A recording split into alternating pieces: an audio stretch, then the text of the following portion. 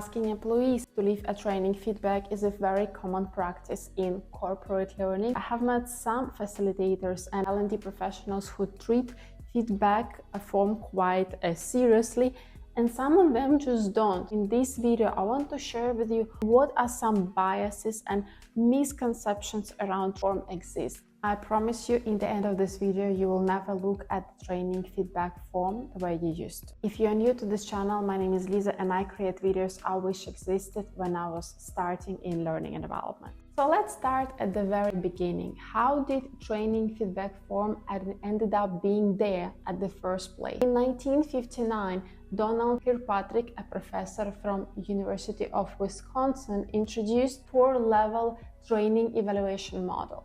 The first level of this model is reaction.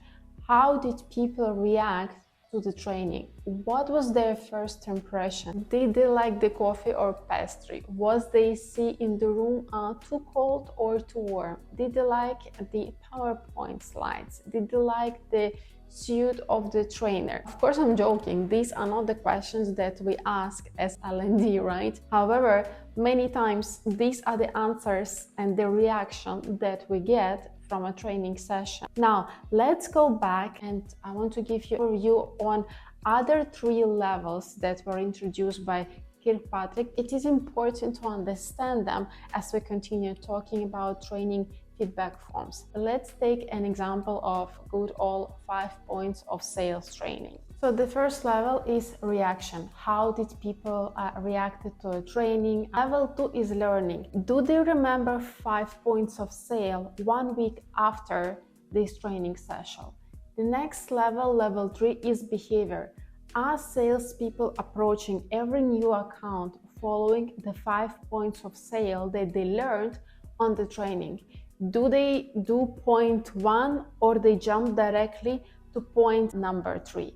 Level 4 is results. Do we see increased sales? Is our bottom line better? It's important to remember that your average training satisfaction score, 4.5 or 8.3, doesn't measure knowledge retention, behavior change, or tangible business results, regardless of the questions you ask. If you want to learn more how to measure your learning and development initiatives, I have 2 videos for you on my channel. I will put them in the description of this video.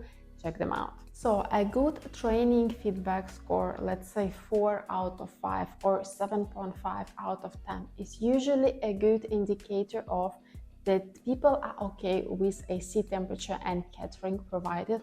People are okay with the choice of the facilitator.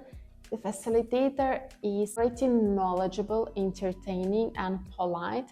The level of complexity of the training is at the par, which means the content of the session isn't too hard or too easy.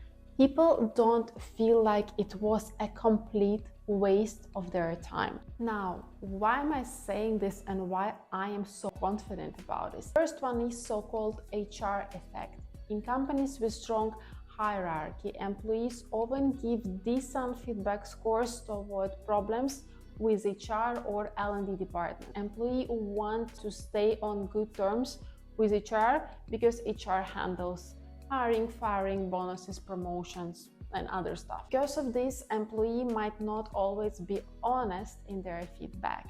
They give high scores to avoid negative attention. Next one is halo effect. The halo effect happens when one positive aspect of something influences our overall perception. Even other parts are average or not as good. In the context of training satisfaction scores, employees might give the whole program a high score if they like one part of the training. For example, suppose the trainer was very engaging and very friendly and very nice as a person. In that case, employees might give high scores for entire training.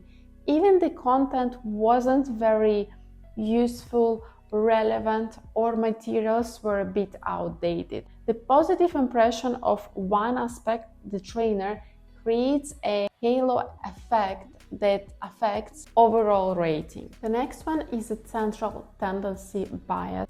Centrality bias happens when a person avoids giving extreme ratings, either high or low, and instead gives average ratings to everything and everyone.